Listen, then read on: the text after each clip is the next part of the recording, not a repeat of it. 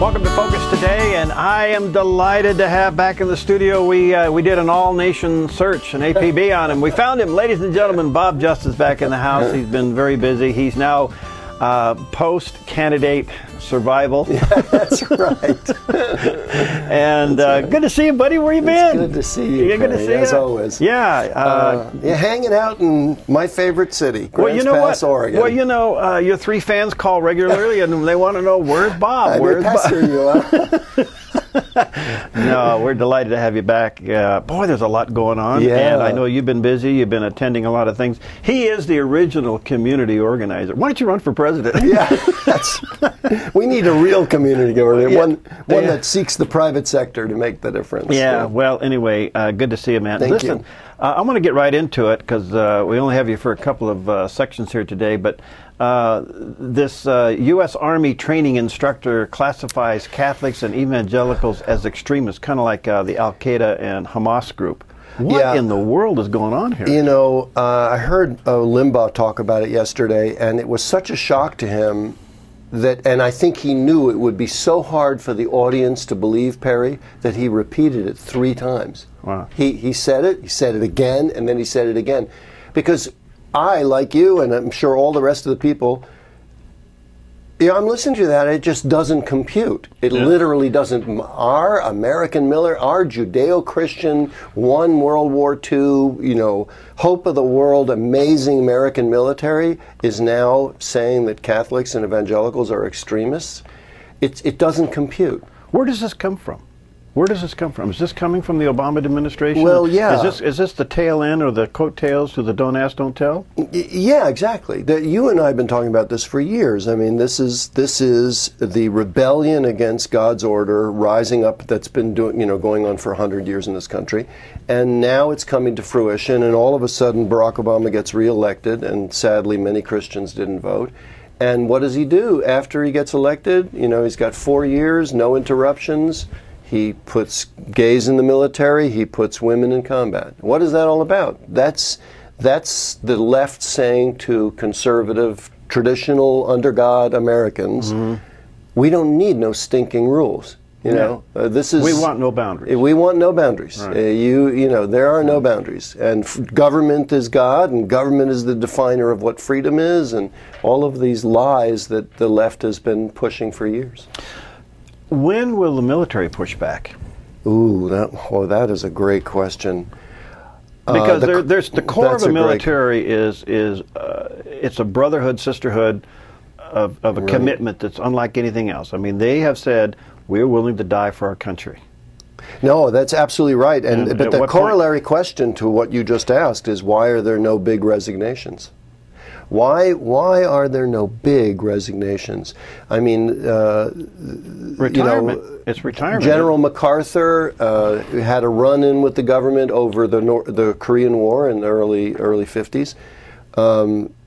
You know, what happened when Truman fired him? He was invited to Congress to speak and gave that famous "Old soldiers never die; they simply fade away" speech to Congress. There was a time when our military leaders would have been resigning publicly over this. Now, in fairness, some of them may be thinking, I'm going to hunker down and try to fight from within. But I'm surprised there hasn't been 1 or 2 high-profile resignations. You're ruining our military. The public needs to know it type of resignation. Wow. Now, is this in concrete, or is this just being introduced, this potential training policy? Well, I think the bottom line of it is that the official name is the U.S. Army Reserve Equal Opportunity Training Brief. Lists Catholicism and evangelical Christianity as examples of religious extremism. I think it's where the military's going. I mean, one of the agendas of the left, and the left pursues its agendas relentlessly, because, and one of the agendas... And incrementally. They'll take whatever piece they can get, and they keep moving forward. And one of the agendas has been to corrupt or transform the Judeo-Christian military with chaplains and honoring God. I mean, my best friend in high school went to Annapolis, and I was the best man at his wedding. And Now, this was a long time ago, but I remember the formality, the raised swords, the respect for women on campus. Back then, Annapolis was all male. The codes, the formal dances, the whole military is rooted in Judeo-Christian tradition, and the left has always hated that. And so, now they've got another big piece of their puzzle. Well, coming up, let me just say to our viewers and listeners, Dr. Jerome Corsi is going to be with us, and he's great. He's talking about the ACLU continue relentless pursuit to erase faith from the public square. Right. And all these attacks with the crosses, and that's just the beginning of where they're going. Right, and the founder of the ACLU was a communist. I think, one of the hard realities that we have to face is that, we say the Cold War is over. The Cold War just basically came here. I mean, there's a Cold War going on. In my article, Fascism, Corruption, and My Democratic Party, which was in the summer of 2000, so it was before the election debacle, and I was describing the anger of the left and the relentless strategy, one party overall attitude. And their whole mentality is to take everything they can get one piece at a time. All right. A couple of things before we head to a break here. As you know, we lost Margaret Thatcher a couple of days ago. That's sad. And I was on a website yesterday that showed all of the front pages throughout Europe announcing her death. Mm-hmm. And if I remember correctly, and I could be off a few numbers, but I think it's like 6 out of the 10 were very negative and very disrespectful of her. So she was a very divisive leader. Right. But at the end of the day, she was the first and only female prime minister, the longest serving prime minister. You would think, in spite of the policies and all of that, that she perhaps would have won some kind of a respect, and she wasn't given the opportunity of a vote for a state funeral. Do you think that's because it's the possibility she wouldn't have gotten the vote? Who knows? It is possible. When you say divisive, younger listeners need to understand, she was divisive the way Ronald Reagan was divisive. Yeah. She saw that socialism was taking over her country. Now, of course, Britain was much further down the socialist path than we were when Reagan became president in 1981. But the point is that she was divisive because she blew the whistle and said, we're not going down the socialist. Socialism has failed. Socialism has failed in other countries, and it's failing here in Britain, and we're not going down that path. And, of course, the unions and all the other people that she pushed back on hated it. They hated it, and that's what. Well, she broke the back of unions, and at first, when she came to power and lowered tax rates, there was a high unemployment. The response was the employment went up, but it was like only up 1 quarter. The next quarter, everything immediately turned around. I mean, they had some of their greatest days. Do you think she'll be remembered as a great leader? I absolutely do. But, it always depends on who writes history. If the left writes history, which is their hope, she'll be seen in a different way. But true and fair history will see Margaret Thatcher and Ronald Reagan as great leaders, among the greatest leaders of the 20th century. Where is that leadership today, Bob? I mean, we are starving for that kind of leadership. I mean, they're leading not because of a consensus or committees. They're leading because in their soul they believed what they were, and they believed in what was right. They led from that. They led from in. They didn't lead as a result of polls and committees. Right. They were bold, and I having run for office, and of course you have, the experience very well. We're a couple of losers, ladies and gentlemen. We're just You lost by 1 vote. I lost by 58 votes. We're losers, Bob. We got to get over it. Right, get that L up there. What we're missing and what we need desperately are leaders. You know how our founders, when they signed the Declaration of Independence, pledged their lives, their fortune, and their sacred honor. Yeah. We get lives and fortunes. We understand that. But sacred honor is a little more mysterious. And I think what they were saying, and I think what anyone running for office now has to say, is, I'm giving you my reputation too.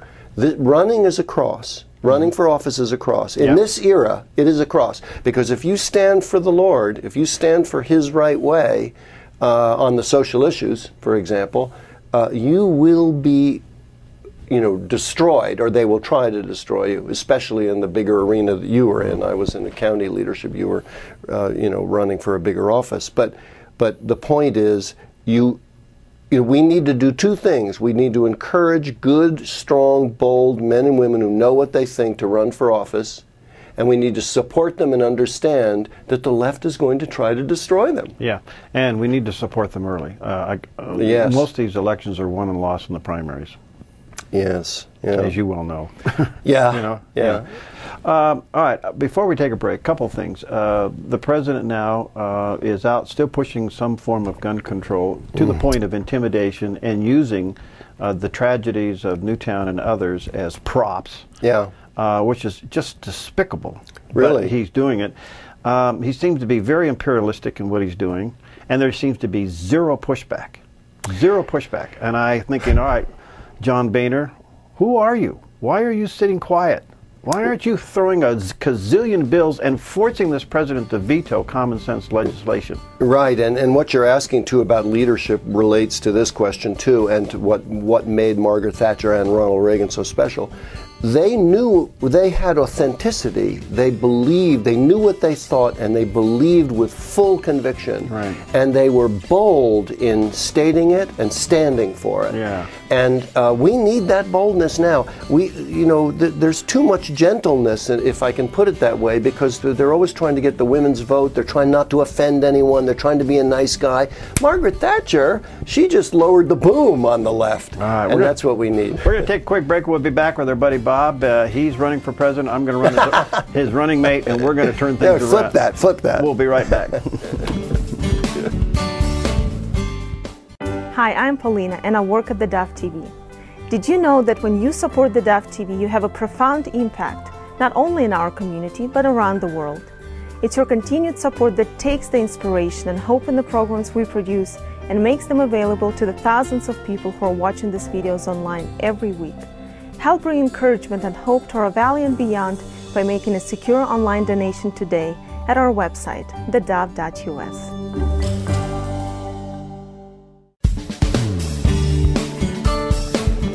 All right, we're back with Bob Just talking about all kinds of things, and now that he's thawing out from being a loser,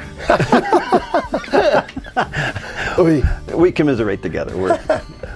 He's lost running for public office, so have I. But, we gave it the old shot. We learned a lot. We learned a lot. It was a good experience. Yeah, it is a great experience, and but I got to tell you that we've got to stay at it. I want to come to this relentless pursuit of guns.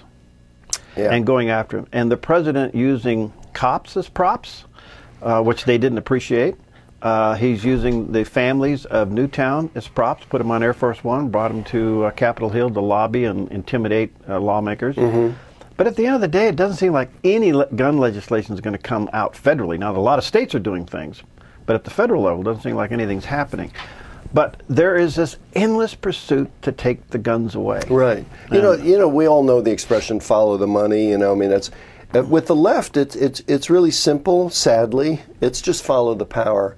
They're all about power because in order to validate themselves, they need to control everything. They need to take over because that's the only way they can recreate America in their image. And so everything they do is about power. So I'm convinced the Second Amendment thing is totally about the 2014 election. They're targeting certain congressmen that they need to beat in order to control the House. Okay. And of course they want to hold on to the Senate, and I think they're using the Second Amendment issue. You know how? But that backfired on Clinton. Clinton took on the Second Amendment and lost the House on the midterm election. Yeah, I don't know. These people are so good with studying demographics, if I can put it that way. We've lost a lot of World War II vets since 1994, and that era. The Clinton era. And in other words, we've lost a lot of conservative, traditional Americans. That's what that amounts to. And I think that the left did very well with single women by scaring them with the war on women and everything like that. But of course, they didn't do that well with married women. Married women tend to, and have children, and they tend to vote conservative.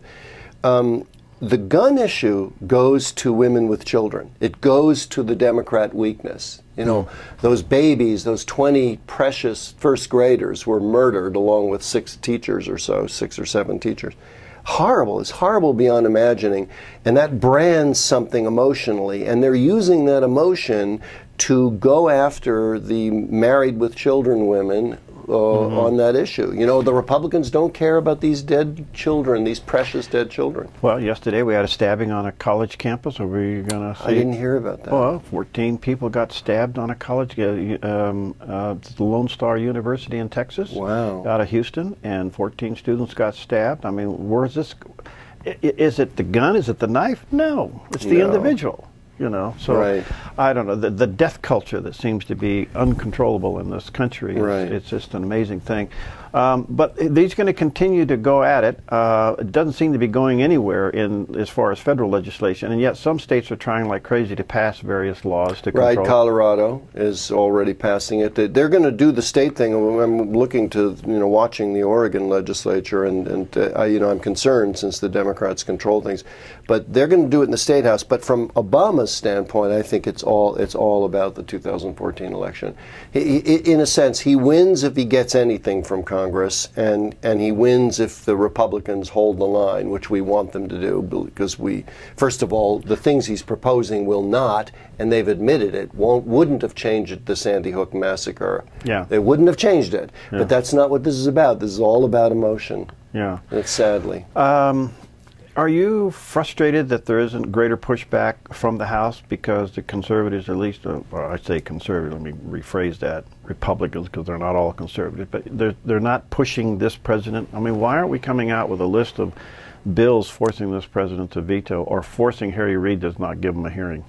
I mean, you're right. If there's one thing I hear, I was talking to you off air about attending a grassroots meeting. I was on a media panel, and people were voicing their concerns. These were grassroots leaders from all around the state, and meeting in Salem, and they were voicing their concern. And I would say the tone is, why aren't we being defended? Why aren't our rights being aggressively defended? And the answer, the response was? Well, I mean, the whole point of the meeting was to galvanize grassroots.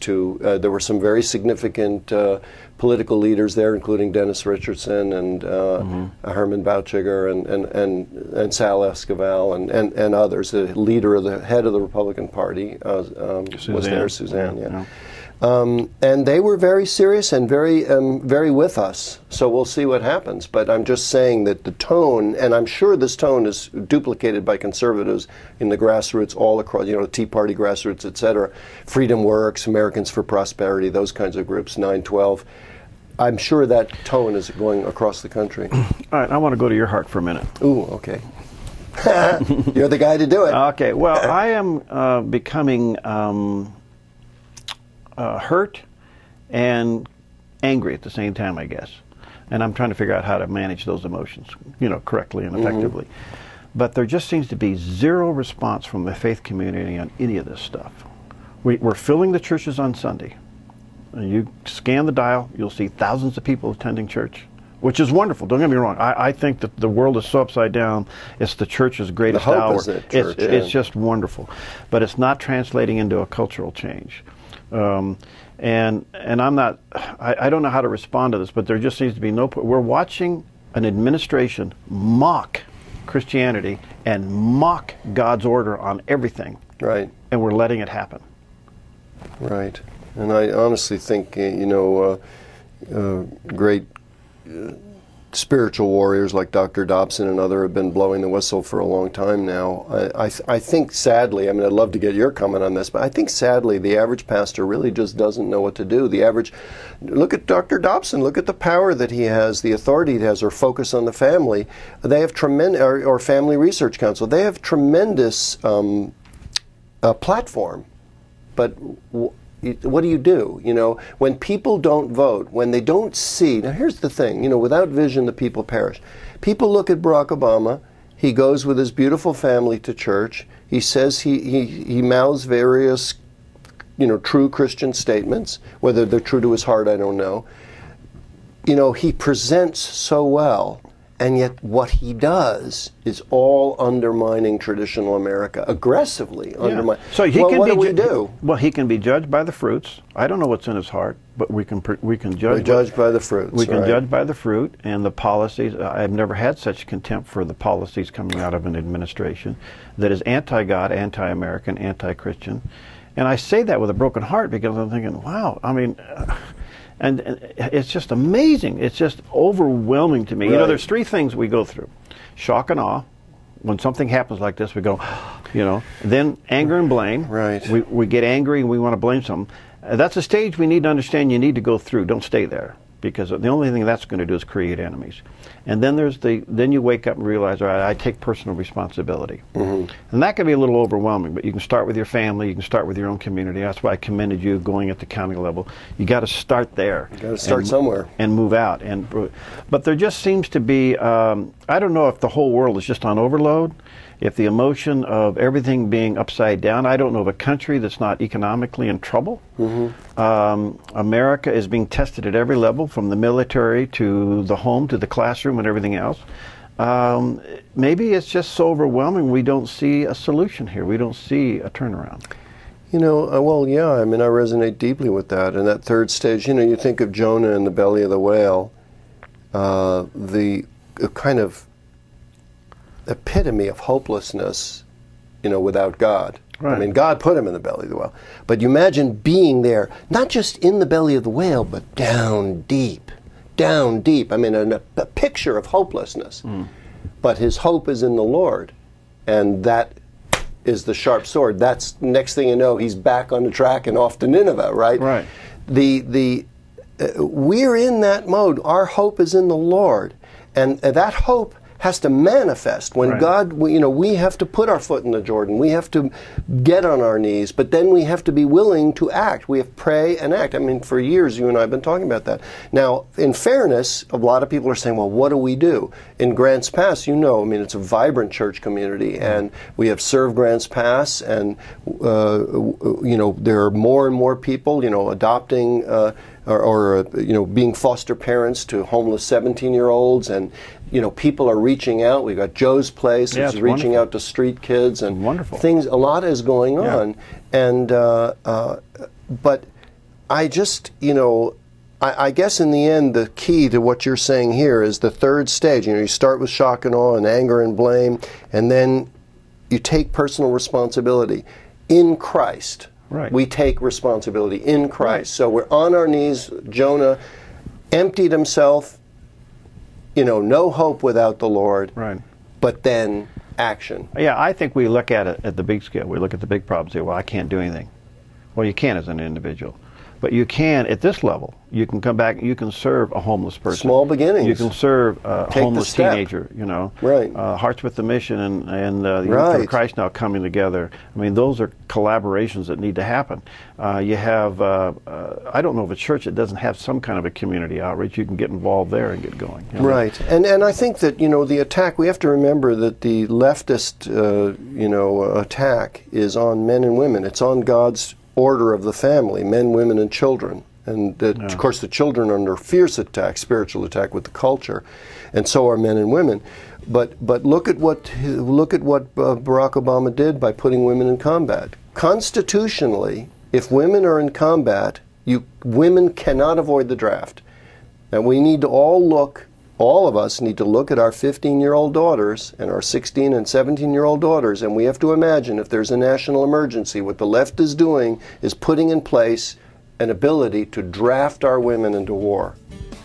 And, you know, women are the precious thing to be protected. They are what we die for. You know, they and God, you know, are what we stand for and what we believe in and what we die for. And there are precious ones, and the left is taking them because the left doesn't care about that. The left spits on the patriarchy, which is simply described men and women who love each other and honor each other as men and women, as different beings created intentionally by God with great power and authority, but different power and authority. And the left hates that. I mean, it's interesting, this Ashley Judd thing, you know, the whole spying issue. By the way, these are Google glasses, and I am spying on you.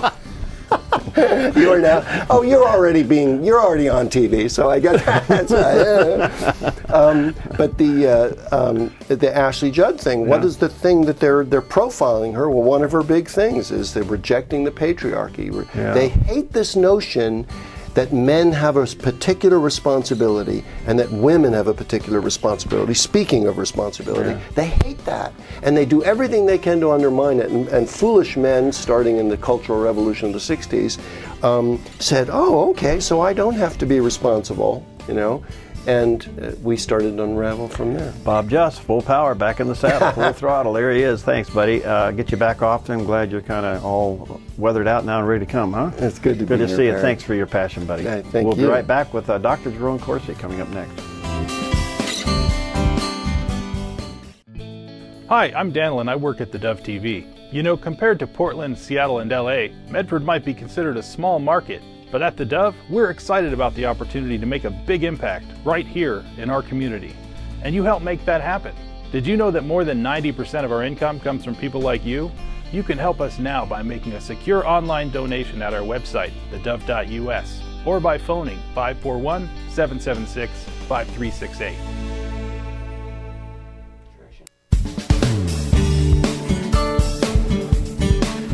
Well, we are honored to have back with us today Dr. Jerome Corsi, and we've had him before, and what an honor to get him, because I'm sure his time is very valuable and everybody's after him. So he's giving us a couple of moments today to talk about, well, his new book, Bad Samaritans, the ACLU's relentless campaign to erase faith from the public square. There's a picture of it there on the screen, put out by Thomas Nelson. Let me encourage you to check it out and get a copy of this, Barnes & Noble, Amazon, wherever. As you know, he also was the best-selling author of The Abomination, and he is quite prolific in his writings, and we are delighted and honored to have Dr. Corsi with us today. How you doing, my friend? I'm doing great, Perry. It's good to be back with you. Thank you. What prompted this book in your heart? Well, I feel like we are entering into a completely secular society. God is not permitted in the public schools or the public squares. We're engaging in a series of practices sexually and abandoning traditional marriage. It's going to make paganism in the ancient world look moderate by comparison. And the ACLU, the American Civil Liberties Union, back to its founding in the 1920s, it was founded by a group of radical socialists and communists, have had this agenda and have been very successful in arguing against God, having a war on God, and a war on traditional marriage. I mean, if you want to prepare America to become socialist, the two things you have to attack are God, the Judeo-Christian faith. Largely, you know, Marx said religion's the opiate of the people, and you've got to attack the family, because the family raises God-believing children who believe in individual initiative. I mean, even as you see on MSNBC this past week, the socialist view is that a collective raises the child. A collective is collectivism is the socialist ideal and is completely opposed to traditional family structures. Why do you think they've been so successful, Dr. Corsi? I mean, in spite of the opposition, and in spite of the faith community still being fairly strong and active, we haven't been able to stop them. Well, I think they've been very clever in how they've argued. If you take a look even back at the Scopes monkey trial, 1925, which kind of set the mold, the ACLU went and found a test case. I mean, the John Scopes he was not even teaching evolution. The whole case evolved because Tennessee law prohibited the teaching of evolution in 1925 in the schools, and the ACLU found this test case. They brought in Clarence Darrow, a Chicago slick lawyer, against Williams Jennings Bryan, a Democratic politician who had run for president 3 times and was a God-fearing, Bible-reading politician. And the trial was made to be science and the advancement of human beings and the future versus this old, stupid religion, prejudice, mumbling, trying to read the Bible to explain a scientific fact. And the ridicule was the beginning of the public relations campaign the ACLU has raised, and waged against God and against religion, ignoring intelligent design or creationism. I mean, it always amuses me when I see the scientists coming up with the Big Bang Theory, and it sure sounds an awfully lot like Genesis, and and God said, "Let there be light." Yeah, right. You mentioned that to the ACLU, or you mentioned this to the atheists who have backed the ACLU, and you're going right at the heart of their public relations campaign, which is to make believers, evangelicals in particular, to paint them as stupid people. Mm-hmm. And anybody who believes in religion, there's something wrong with you because you're not sufficiently educated to take on the rational scientific advancement. Well, I don't see that science has produced us all this much. Without God, it's going to produce us nothing but a moral vacuum, and we will ultimately lose our freedoms. This is what Thomas Jefferson and the founders said. A society founded on Judeo-Christian principles that loses God will ultimately lose its freedoms. Right. And that's, I think, my research, my thinking about the issue, what I feel in my heart is that that's right. That Thomas Jefferson's definition that our freedoms are inalienable rights given by God, that will soon go away if the rights that we share are only to be enjoyed because they're bestowed upon us or taken away at the whim of the state. All right, there's a couple things here. First of all, you may have seen the article now that has come out exposing the fact that in some of the proposed, if not already instituted, training manuals in the military will show that evangelicals and Catholics are considered extremists, which is another attack against religion. And then you have a president who calls himself a Christian, but every bit of his administration and policy is anti-religion and anti-God. And yet there doesn't seem to be a pushback. Well, again, judging President Obama, I don't know what's in his heart. You can only judge by, the fruit of the tree. Mm-hmm. Everything I see is anti-God, certainly much more pro-Muslim. Obama said that in Cairo that he'd experienced Islam on 3 continents. He made a big point of this. He was raised in Islam.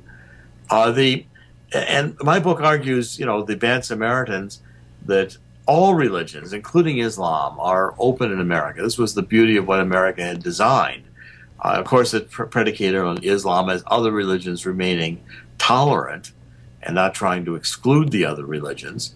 But Thomas Jefferson meant for, this whole separation of church and state is nowhere in the Constitution. It's nowhere in the First Amendment.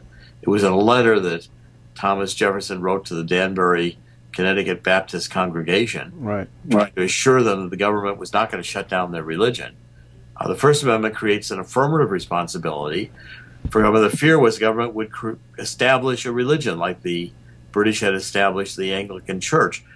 So the founders wanted the public square, public schools, anything to do with the open, to be open to all religions, to be openly professed. I mean, the way the ACLU's got it, the way the Obama administration and Homeland Security are tending, you're going to have to read your Bible in your closet with the lights off and a flashlight.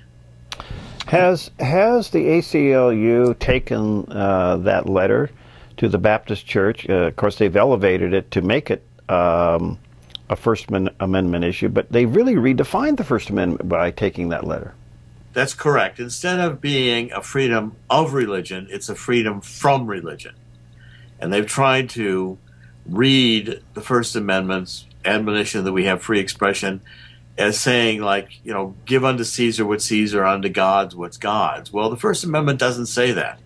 Our founding fathers, Thomas Jefferson, George Washington took the oath of office at the Federal Building in downtown on Wall Street in New York, and then he walked up to St. Paul's and prayed. That's the prayer and the belief in God. The Judeo-Christian tradition was at the heart of the way our founding fathers not only believed society should be run, but government should be run. God was not excluded from government from the founding fathers. It was included. And God excluded from the public schools is a complete perversion. It's the opposite of the freedom of religion, free expression of religion that our founders intended.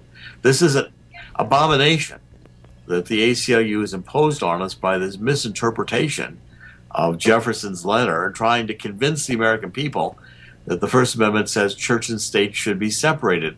First Amendment says no such thing. All right. Before we take a break, there's, as a result of all of this pushback, they continue to win some things. And as you know, we've been seeing them go after all the crosses in the public square. But incrementally, they seem to be adding to their list of successes. Correct. And why don't you hold on to that, because I'm going to ask you to maybe give us a little bit of a list of that when we come back. We're talking to Dr. Jerome Corsi, and here's his new book. There's a picture of it there on the screen. Let me encourage you to get a copy of it, put out by Thomas Nelson. Check it out. Evangel, Barnes & Noble, Amazon.com. The Bad Samaritan, the ACLU's relentless campaign to erase faith from the public square. We'll be right back with Dr. Corsi. Hi, I'm Paula, and I work at theDove TV. Every day we get letters and emails from people who've been encouraged, blessed, and challenged by the programs on theDove TV. But we couldn't do it without you. Did you know that more than 90% of our income comes from people like you? You can help us continue to bring inspiration and hope to our community by making a secure online donation at our website, thedove.us, or call us at 541-776-5368.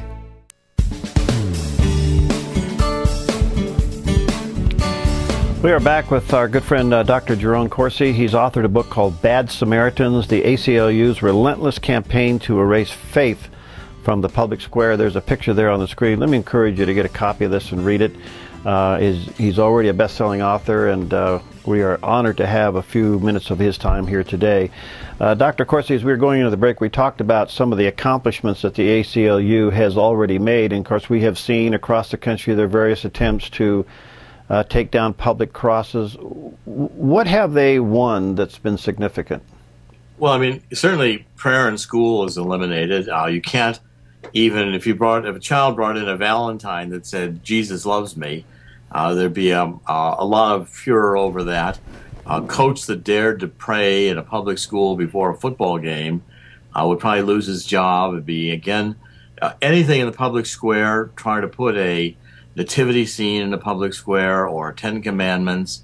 The ACLU has won these battles and convinced Americans that church and state should be separated, which is not what the Constitution says. Mm-hmm. And now the agenda is expanding. I mean, it's same-sex marriage is not enough for the ACLU. They're in court supporting pedophilia, representing cases from the North American Boy-Man Love Association.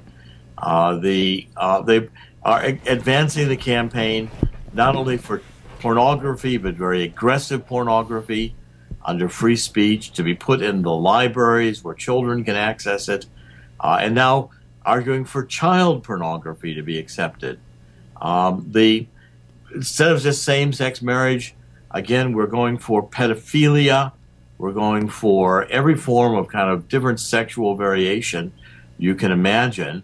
And instead of just supporting abortion, the ACLU is now also supporting euthanasia. I mean, attacks on the Boy Scouts, making sure the Boy Scouts have gays in the Boy Scouts. I mean, anything that represents family, that has traditional values, purity and no pornography or no profanity. These are the kinds of cases where the ACLU is going to be in there arguing for sexual variations to be the same as traditional marriage, arguing for euthanasia and abortion on demand.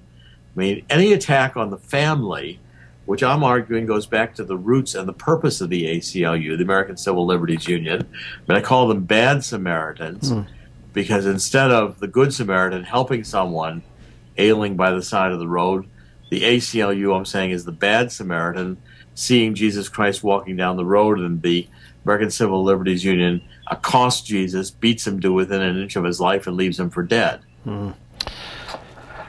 Well, do you think our national motto is in their crosshairs from taking it out of the Pledge of Allegiance? I've had the opportunity to be in the House of Representatives on many occasions, but one of the most honorable ones was to see a State of the Union address. And it's amazing to me, just above where the president gives his speech, etched in about 5.5, 6 feet of marble, is our national motto, "In God We Trust." Do you think that could be covered up someday? Yes, I think the ACLU would attack that, attack under God and the Pledge of Allegiance. How about all the military cemeteries all over the world, but taking out the crosses and the Stars of David? I mean, these are, again, the ACLU's secular agenda is to remove God. And if we lose God, and the Judeo-Christian God is the center of our values, that's the main attack. I mean, the ACLU will also support Islam in cases where they would never support Judeo or Christian values. And I'm not attacking Islam. I'm saying that Islam is one of the religions, all religions should be accepted, including Islam, under the First Amendment, with full expression in the public square. What I'm objecting to is that the ACLU politically uses Islam as a club against Judeo-Christians' beliefs, and an attempt to get the Judeo-Christian God with discrimination against the Judeo-Christian God uniquely out of the public square. All right. Now, we have the Alliance Defense Fund, the ACLJ. We got other groups now that are popping up, beginning to push back. Do you see any hope in this?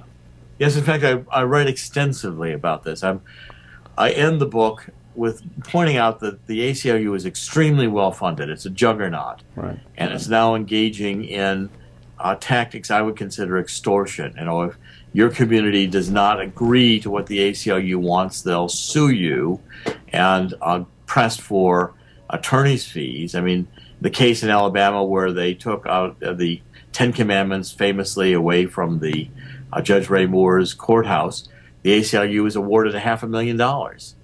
And so it's very profitable for the ACLU. We as Christians, Jews, as believers in the traditional values of America have to fund groups like the Alliance Defending Freedom, the American Center for Law and Justice, Pacific Justice Institute, Liberty Institute, there's many of them, to put Christian and Jewish lawyers believing in the traditional values of America into courts arguing for God. God's got to have an advocate. The arguments, the ACLU comes in and argues abortion under Roe v. Wade and this hypothecated idea of privacy. Well, I mean, let's research and develop an idea of personhood and make it a legal theory and counter the ACLU. In every case, we can find our own test cases to push back. I mean, God needs an advocate in the courts. Otherwise, we're going to lose Judeo-Christian beliefs. We're going to lose our ability to practice free expression of religion. If that's the beginning of us going down the road to tyranny and experiencing this bizarre agenda of morals and sex behavior that the ACLU advocates, and death agenda, abortion, euthanasia. These are all values contrary to the Judeo-Christian beliefs. We're returning to a paganism that's been extinguished from the world for almost 1,500, 2,000 years. As a broadcaster, I'm very concerned. I head up a radio and television and internet network, and I'm now seeing again the hate crime legislation being proposed coming at us. I mean, if they get my microphone, they'll get the pulpit, won't they? Well, yes, and there's groups out there funded by George Soros who follow everything said on Christian radio and try to paint it in the worst possible light every time anyone says anything they can in any way find objectionable. And these groups are trying to advance the idea that if a pastor dares to speak out against a sexual practice that the pastor believes is antithetical to Scripture or to fundamental religious principles of Judeo-Christian beliefs, that pastor is going to be accused of a hate crime. Not only removed from the pulpit, but maybe even prosecuted or fined for having pursued those beliefs publicly. Because that's the extent of hate crimes. That's what hate crimes means. That's what hate speech means. Why do you think there hasn't been a greater pushback from the faith community? Well, I think the faith community needs to be aware of the threat, and I think one of the reasons I wrote this book, The Bad Samaritan, is to make it clear that the ACLU is extremely well funded. They've been on this anti-God, anti-family agenda, under the guise of they're defending our civil liberties. Yeah, right. Destroying our civil liberties under the guise of defending them. That's the irony. They're perverting the meaning of the First Amendment in order to destroy it, and telling us that they're fighting for our liberties. This lie, this public relations gimmick, is one that the communists on the left in the 50s decided that they weren't going to advance anywhere by outwardly being communists, but by becoming, Democrats with a small d and pursuing a liberal agenda, they could accomplish everything that they were trying to accomplish as communists and socialists. And it's a lie. Well, we've got to expose that lie. We've got to make people understand that we're within an inch of losing our ability to profess belief in God. Dr. Corsi, it appears we have gone past pluralism. It just seems to be an all-out attack at Christianity. Precisely. And Judeo-Christianity. Let's conclude. Yeah, right. The tradition of there being one God, the tradition of beliefs that come out of the Torah and the Bible, the New Testament and Old Testament. Right. That tradition is what is being attacked by the left. And it's being attacked. Once the left wins this, there won't be pluralism. You won't be allowed to.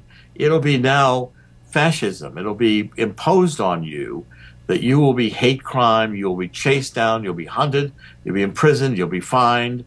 This is the problem with the left. If you don't accept their godless agenda, if you dare profess belief in Jesus Christ, you'll be considered not only a fool, but a dangerous radical. Mm-hmm. And this is so antithetical to what our founding fathers wanted to achieve and bestowed on us. They bestowed on us freedoms. Our founding fathers admonished us, if you lose the ability to believe in Jesus Christ and the Judeo-Christian religion, you are going to lose your freedoms totally. That's what's at risk here. Well, let me encourage our viewers and listeners. It's called Bad Samaritans. It's about the ACLU, and it's stunning. It's absolutely stunning, and this is a must-read.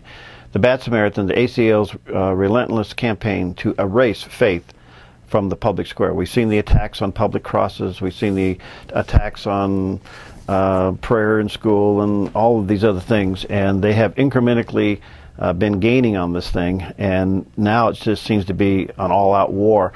So, Dr. Corsi, thank you for your passion. I sense in your heart what's in my heart, and there's a brokenness about what's happened to our beloved country. Well, I fear for America. I fear for our freedoms. I fear for our children and future generations. We were bestowed a legacy of freedom. Right. It was predicated on belief in God. And if we abandon that, if we allow that to be taken away by a slick PR job done by like the ACLU, we're abandoning our heritage. And I do feel a great heaviness of heart that it's so close to happening. Thank you, my friend. Thank you for your passion. Keep up the good work. We'll have you back often. Thank you, Perry. Great honor and privilege to be with you again. Thank you. All right, God bless you. We'll see you next time on Focus Today.